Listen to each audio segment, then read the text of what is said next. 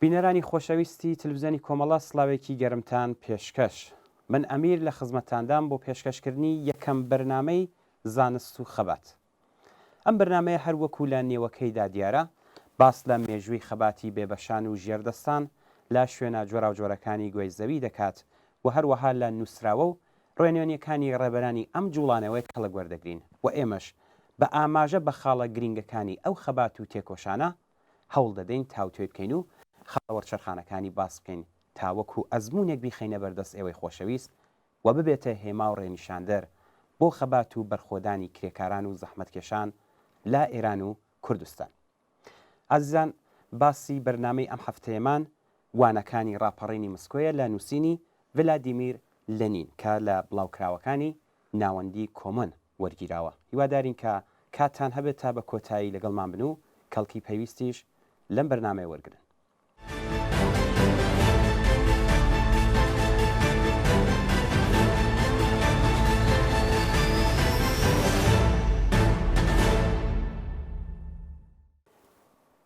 کتێبی مسکۆ لە دەسەمبری 1905 واتە مسکۆ 1906 زۆر بەجێ و لە کاتی خۆیدا بڵاوکرایەوە.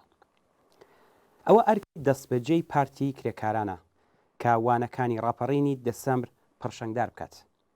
بەداخەوە ئەم کتێبە وەک کوپەڵەیەک هەنگوینە کە بە کەوچکێک قیر خراپ بوو بێت، چونکە بەڵگەنامەکانی سەرباری ناتەواوبوونیان گەلێک گرنگن، بەڵام دەرەنجامگیریەکانی زۆر سەرسوڕهێنەر و سووک و بێنرخن. دواتر بە تایبەت ڕێینەوە سەر ئەم دەرەنجامگیرانە. ئێستا با قسە لەسەر هەنوکەیترین پرسی سیاسی ڕۆژ بکەین، واتە وانەکانی ڕاپەڕینی مسکۆ. فۆرمە سەرەکیەکانی بزوتنەوەی دەسەمبر لە مسکۆ مانگرتنی ئاشتیانە و خۆپیشاندان بوو. زۆرینەی کرێکاران تا ئەو کات تەنها لەم جۆرە خەباتانەدا چالاک بوون، بەڵام هەمان بزوتنەوەی دەسەمبر بە ئاشکرا دەری خست کە ئیتر کاتی مانگرتنی گشتی وەک شێوازێکی سربەخۆ و کاریگەر بەسەر چووە. بزوتنەوەکە بە هێزێکی جەوهەری و کۆڵنەدەرانە ئەم سنوورە تەسکانە تێک دەشکێنێت و بەرزترین شێوازی خەبات یانی ڕاپەڕین بەرپا دەکات. ببورن لە کاتی ڕاگەاندنی مانگرتندا هەموو پارتە شۆڕژگێڕی و یەکێتیە کرێکارەکانی مسکۆ دەیانزانی و بگرە هەستی ئەوەشیان کردبوو کە ئەم مانگرتنە خۆبەخۆ دەگۆڕدرێ بۆ ڕاپەڕین. لە 6 دەسەمبردا شۆڕای نێونەرانی کرێکاران بڕیاریدا کە هەوڵ بردرێت مانگرتنەکە بە ئاراستەی ڕاپەڕینی چەکدارانەدا ببرێت، بەڵام لە ڕاستیدا هیچ یەکێک لە ڕێکخراوەکان خۆیان بۆ ئەم کارە ئامادە نەبوون.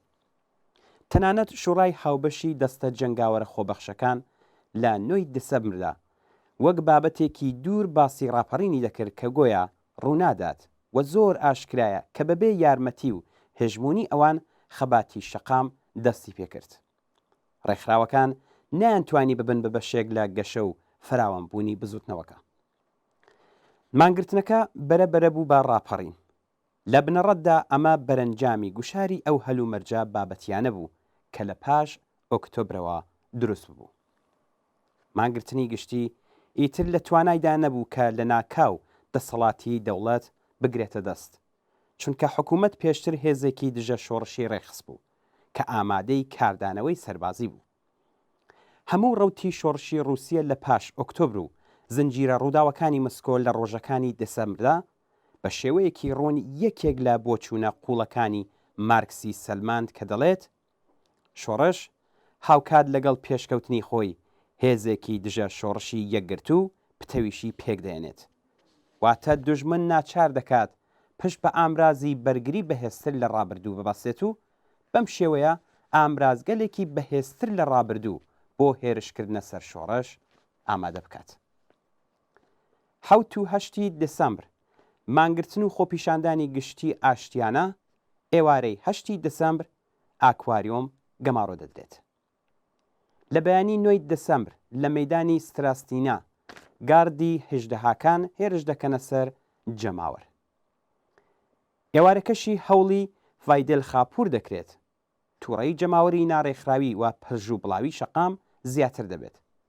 بە شێوازێکی تەواو خۆڕسک و شلەزاو یەکەمین سەنگەر دادەمەزرێنن. دەی مانگ تۆپ هاوێژەکان تۆپبارانی سەنگەرەکان و جەماوەری ناو شەقامەکان دەکەن. سەنگارەکان پتەوتر و بە کۆمەڵدا دەمەزرێن، نەک بە شێوەیەکی دابڕاو بەڵکو ئێستا ئیتر بە تەواوی لە ئاستێکی گشتیدا دادەمەزرێن. تەواوی دانیشتوانی شار ڕژاونەتە سەر شەقامەکان. هەموو شەقامە سەرەکیەکانی شار بە تووڕی سەنگەرەکاندا پۆشراون. بۆ ماوەی چەند ڕۆژە یەکەکانی جەنگاوەرانی خۆبەخش دژی سوپا لە شەڕێکی سەختی پارتیزانیدان. شەڕێک کە سوپای شەکەت کرد و دووباسۆفی ناچار کرد کە داوای ناردنی هێزی تر بکات. تەنها لە 15 دەسەمبرەوە سوپای حکوومەت توانی بە تەواوی پێشڕەوی بکات و لە 17 دەسەمبردا لەشکەری سەمینۆفستی ناوچەی پریسینیای تێکشکان کە دوایین سەنگەری ڕاپەڕی بوو. لە مانگرتن و خۆپیشاندانەوە بۆ دروستکردنی یەکەی سەنگەرەکان لە یەکەی سەنگەرەکانیشەوە بۆ دروستکردنی سەنگەری بە کۆمەڵ و شەڕی کۆڵان بە کۆڵان لە دژی سوپا. بەبێ ئەوەی ڕێکخراوەکان ببن بە پێشەوایان، خەباتی جەماوەری پرۆلیتاری لە مانگرتنەوە چوو بەرەو ڕاپەڕین. ئەمە گەورەترین دەستکەوتی شۆڕشی رووسیەیە کە لە دەسەمبری 1905دا هاتەدی. وەک هەموو دەستکەوتەکانی پێشوو بە قوربانیدانێکی زۆر بەدەستهات. بزوتنەوەکە لە ئاستی مانگرتنی گشتی سیاسیەوە هەنگاوی ناوە بەرەو پلەیەکی باڵاتر. کۆنەپەرستیشی ناچار کرد تا دوا سنوورەکانی بەرگریکردن بچێت. بە مەشتا ڕادەیەکی زۆر ئەو ڕۆژەی نزیک کردەوە کە تێیدا شۆڕش لە بەکارهێنانی ئامرازە هێرشبەریەکانیدا تا کۆتایی دەڕوات. کۆنەپارێزی جگە لەوەی کە ڕووی تۆپ هاوێژەکانی بکاتە سەنگەر و ماڵەکان و جەماوەر ناتوانێت هەنگاوێک زۆرتر بێنێتە پێش. بەڵام شۆڕش بواری ئەوەی هەیە لە دەستە جەنگاوەرە خۆبەخشەکانی مسکۆ زۆرتر تێپەڕێت. دەتوانێت لە قوڵایی و بەرفراوانیدا زۆر زیاتر تێپەڕێت. شۆڕش لە دەسەمبرەوە هەنگاوی باشی بڕیوە. ئێستا پانتایی قەیرانی شۆڕشگێڕانە بە چەشنێکی لە پێوانەوە هاتوو بەرفراوان بۆتەوە. ئێستا ئیتر دەبێت شەمشێرەکە تیشتر و تیشتر بکرێتەوە. پرۆلیتاریا لە پێش سەرکردەکانیەوە هەستی بە گۆڕانی هەلومەرجە بابەتیەکانی خەبات و پێویستی گواستنەوە لە مانگرتنەوە بۆ ڕاپەڕین کرد و کەمیشە پراکتیک و پێش تێۆرکەوت.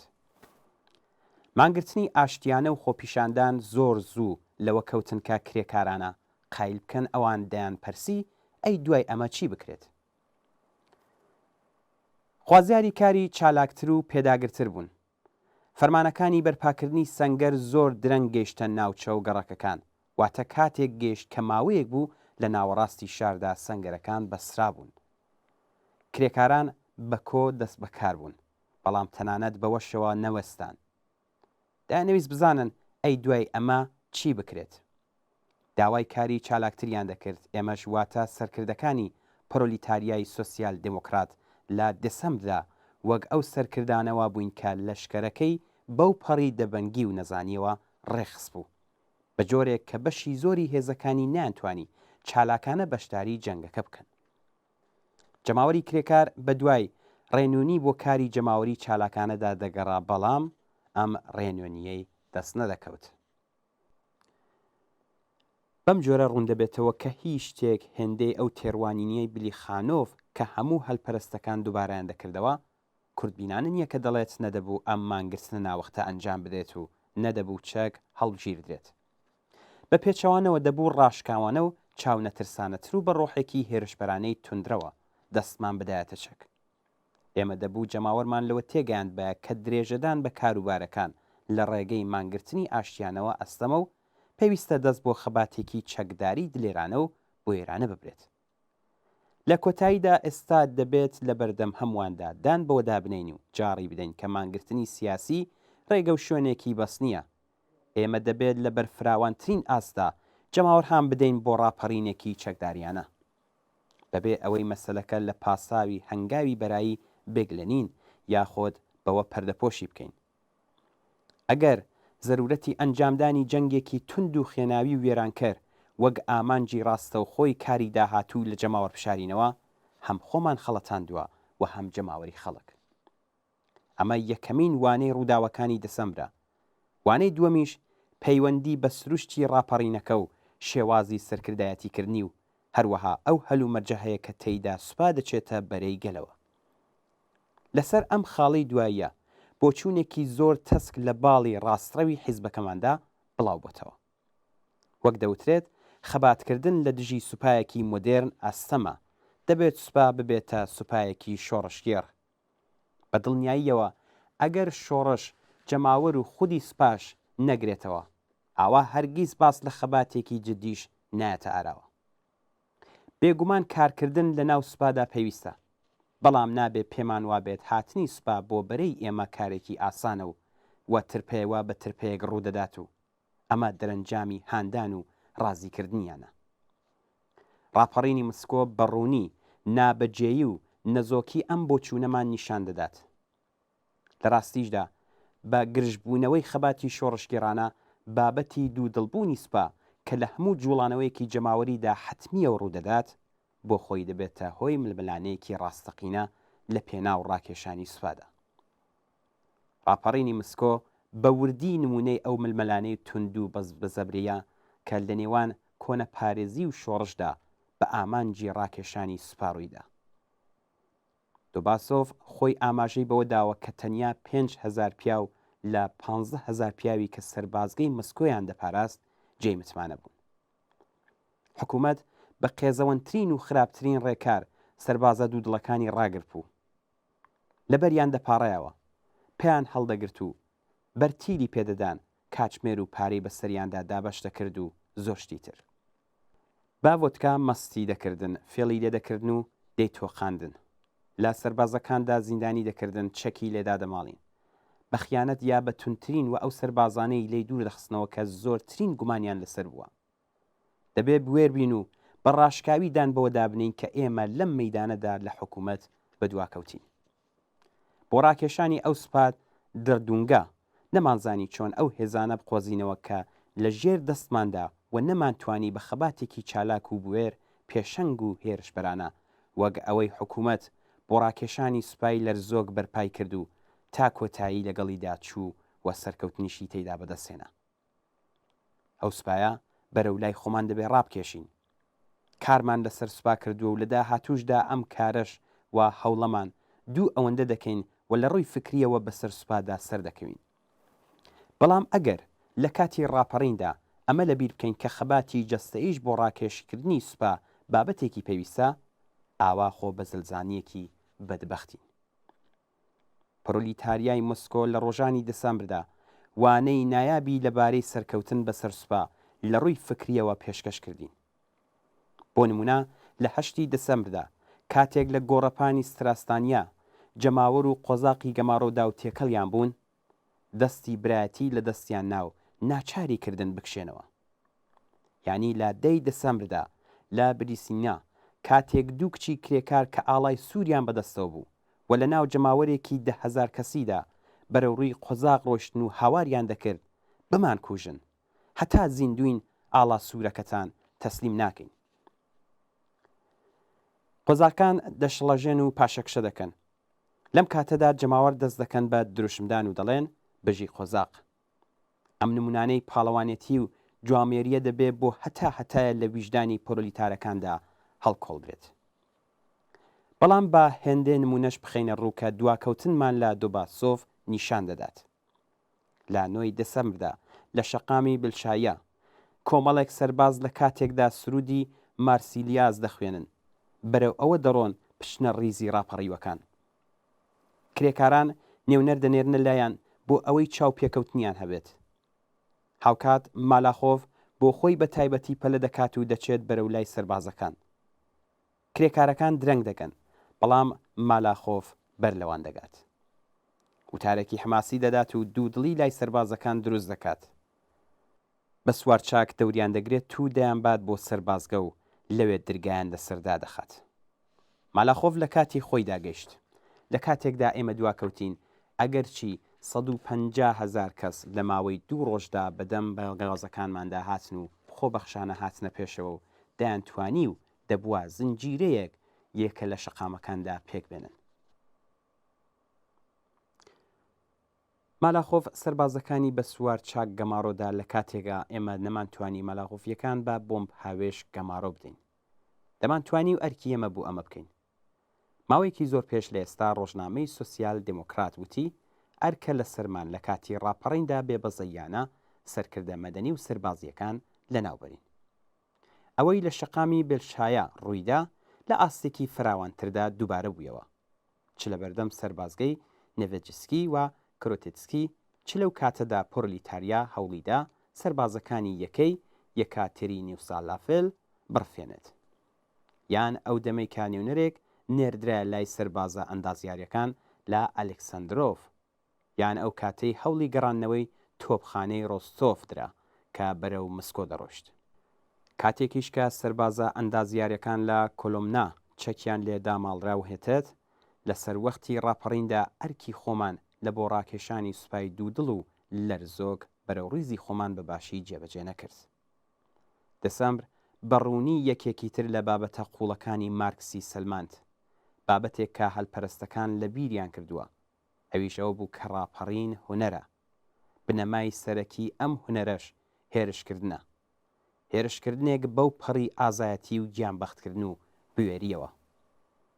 بە تەواوی لەم ڕاستیە تێنەگەیشتین. ئێمە خۆشمان وەک پێویست فێر نەبووین و وەک پێویست ئەم هونەرەمان فێری جەماوەر نەکردووە. ئەم ڕێسایە کە داوامان لێ دەکات بە هەر نرخێک بێت هێرش بکەین. ئێستا دەبێ بە هەموو توانامانەوە کار بکەین و قەرەبووی ئەوە بکەینەوە کە لە دەستمان چووە. هەر ئەوەندە بەس نییە کە لەسەر دروشمی سیاسی خۆمان دەستەبەندی بکەین. دەبێت لەسەر پرسی ڕاپەڕینی چەکداریشدا دەستە و لایەنەکان دیاری بکەین. هەر کەسێکیش دژیەتی یان خۆی بۆ ئامادە ناکات، دەبێت بێبەزەیانە لە ڕیزی پشتیوانانی شۆڕش دەربکرێت. ڕەوانەی سەربازگەی دژمنەکان بکرێت، بنێردرێت بۆ سەربازگەی ناپاک و ترسنۆکەکان، چونکە ئەو ڕۆژە نزیک دەبێتەوە کە تێیدا هێزی ڕوودا و هەلومەرجەکانی خەبات ناچارمان دەکات بە پێی نیشانە لە نێوان دۆست و دژمنەکانماندا جیاوازی دانین. نابێت بانگەشەی پاسەفیانێ بکەین، ناشبێت تەنها چاوەڕێی ئەو کاتە بین کە تێیدا سوپا دێتە ڕیزمانەوە.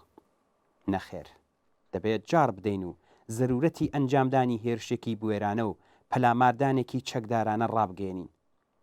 زەرورەتی لە ناوبردنی سەرکردەکانی دژمن و خەباتێکی بێبڕانەوە و لە پێناو ڕاکێشانی سوپای دوودڵ بۆ ڕێزی خۆمان. سێهەم وانەی گەورەش کە مسکۆ فێریکردن پەیوەندی بە تاکتیک و ڕێخستنی هێزەکانمان لە پێناو ڕاپەڕیندا هەیە. تاکتیکی سەربازی بەستراوەتەوە بە ئاستی تەکنیکی سەربازیەوە. ئەنگلز ئەم حەقیقەتە ڕوونەی سەلماند و خستیە سەرزاری مارکسیسەکانەوە. تەکنیکی سەربازی چیدی کە وەک ئەوە نییە کە لە نیوەی سەدەی 19دا بوو. بەندیە ئەگەر کۆ بەڕێو ڕووی تۆپ هاوێش ببینەوە و بە دەمانچە بەرگری لە سەنگەرەکانمان بکەین. کاوتسکی لەسەر حەق بوو کاتێک نووسی لە پاش مسکۆ کاتیەوە هاتووە چاو بە دەرەنجامگیریەکانی ئەنگلزدا بخشێنینەوە. و مسکۆ تاکتیکێکی نێ سەنگەرگرتنی داهێناوە. ئەم تاکتیکە تاکتیکی شەڕی گریلایی بوو. ئەم تاکتیکە پێویستی بە جۆرە ڕێکخراوێک بوو کە لەسەر دەستەی گەڕۆکی زۆر بچووک پێک هاتبێت، دەستەی دەکەسی، سێکەسی، تەنانەت دوو کەسیش. ئەمڕۆ زۆر کات دەبینین کاتێک قسە لەسەر دەستەی 5 کەسی و 3 کەسی دەکرێت، هێندێک سۆسیال دموکرات گاڵتە دەکەن. بەڵام ئەم گاڵتەکردنە هیچ نییە جگە لە ئامرازێکی سووک بۆ چاوپێشێن لەو مەسەلە نوێی کە پەیوەندی بەو تاکتیک و ڕێخستنە نوێ هەیە کە دەرەنجامی شەڕی ناوشەقامەکانن کە هاوکاتە لەگەڵ بوونی تەکنیکی سەربازی سەردەمیانەدا. بەڕێزان، بەوردبینیەوە چاو بە ڕاپەڕینی مسکۆدا بخشێنن، ئەو کات لە پەیوەندی دەستە 5 کەسیەکان و پرسی تاکتیکی نوێی سەنگەرەکان تێدەگەن. ئەم تاکتیکەش مسکۆ دایڕشتووە، بەڵام نەیتوانی بە ڕادەی پێویست گەشەی پێبدات و لە ئاستێکی بەرچاودا بەکاری بهێنێت و بەڕاستی بیگەێنێتە ناو جەماوەر. ژمارەی ئەندامی دەستەی جەنگاوەرە خۆبەخشەکان کەم بوون. دروشمی پەلاماردانی بوێرانەیان نەگەشت بووە ناو ئاپۆڕەی کرێکاران و بەکاریان نەهێنا. دەستە و پۆلەکانی گریلا گەلێک یەکدەست و هاوخەسلەت بوون.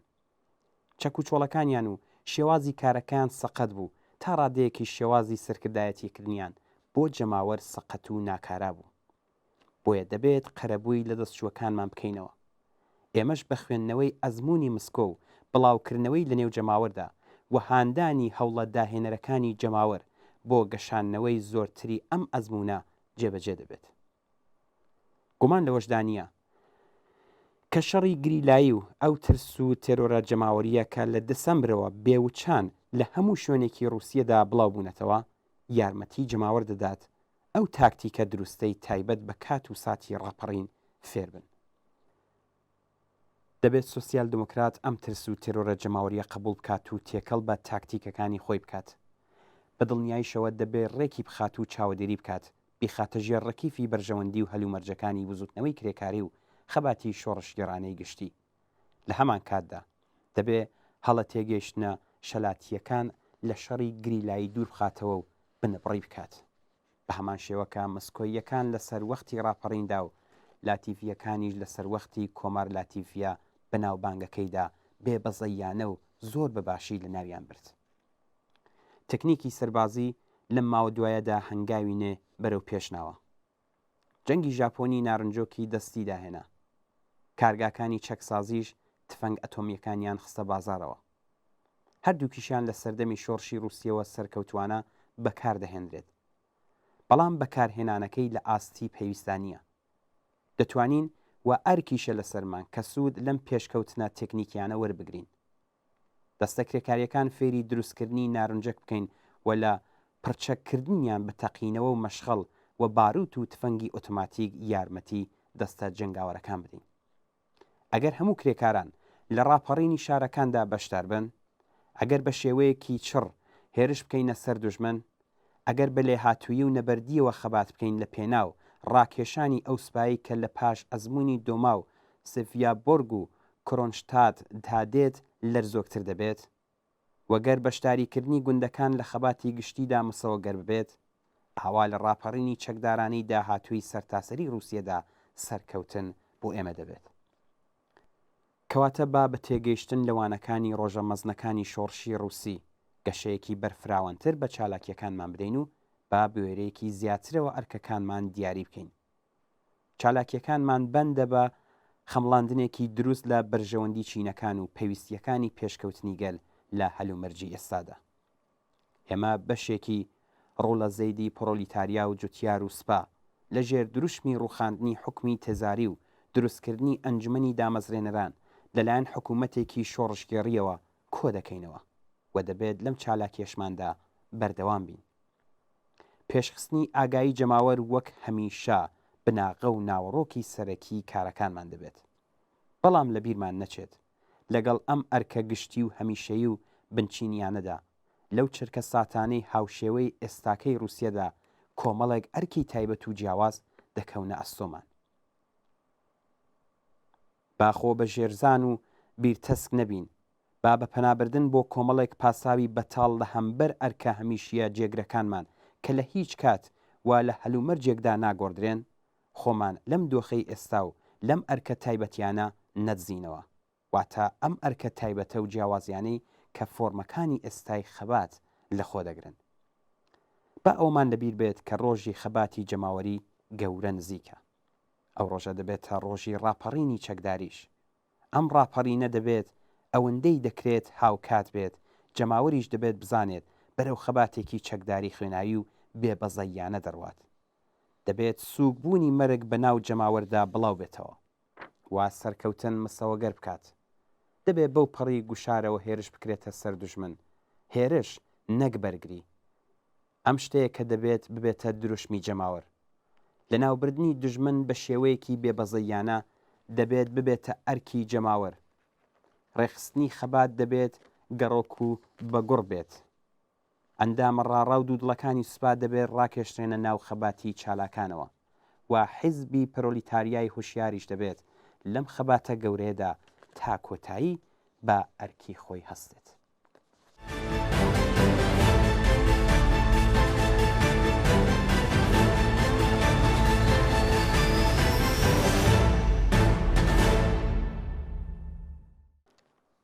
بەڵێ بینەرانی خۆشەویست، ئەوەی کە پێشکەشتان کرا لە یەکەم بەرنامەی زانست و خەبات وانەکانی ڕاپەڕینی مسکۆ بوو لە نووسینی ڤلادیمیر لەنین. با لێرەدا ئاماژە بە ئەم بەرنامەی بکەینەوە. ئەم بەرنمەیە هەروەکو لە نێوەکەشیدا دیارە باس لە مێژووی خەباتی بێبەشان و ژێردەستان لە شوێنە جۆراوجۆرەکانی گۆیزەوی دەکات و هەروەها لە نووسراوە و ڕێنێنیەکانی ڕێبەرانی ئەم جوڵانەوەیە کەڵک وەردەگرێت و ئێمەش بە ئاماژە بە خاڵە گرنگەکانی ئەو خەبات و تێکۆشانە هەوڵ دەدەین تاوتۆی بکەین و خاڵە وەرچەرخانەکانی باس بکەین تاوەک ئەزمونێک بیخینە بەردەستی ئێوەی خۆشەویست و ببێتە هێما و ڕێنیشاندەر بۆ خەبات و بەرخۆدانی کرێکاران و زەحمەتکێشان لە ئێران و کوردستان. زۆر سپاس بەوەی کە تا ئێستا لەگەڵمان بوون. هیوادارین کە ئەم بەرنمێتان بەدڵ و بێت و کەڵکی پێویستیشتان لێوەرگرت. تا بەرنمەیەکی تر و هەفتەیەکی تر هەر شاد و بەختەوەر بن.